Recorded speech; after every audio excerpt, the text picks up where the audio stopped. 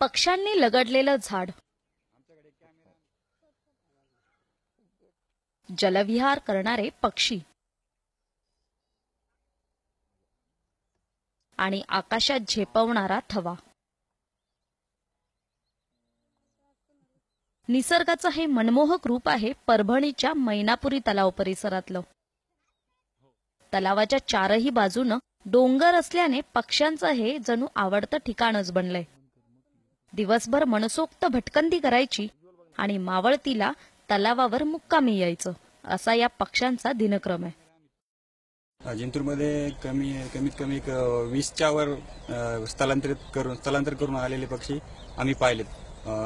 आता ह्या तलाव तर आपण तिथं हा एक तलाव मैनापुरी, डोंगर तळा, परत निवळी आणि भोगाव देवीचं तळ, ह्या सर्व तळावर आम्ही जवळपास 8 दिवस पक्ष्यांचं निरीक्षण केलं.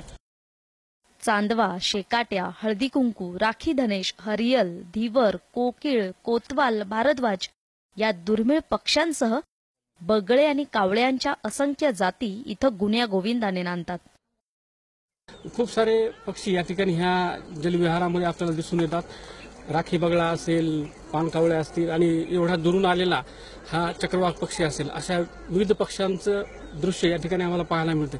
छोट्या घरच्या आमच्या छोट्या बालगोपालांना पण घेऊन या ठिकाणी मी ह्या पक्षी दर्शनासाठी आलो होतो.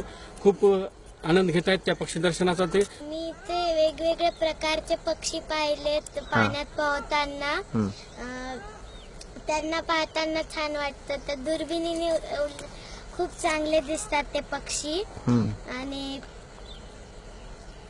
वेगवेगळे पक्षी पाहायला छान वाटतं.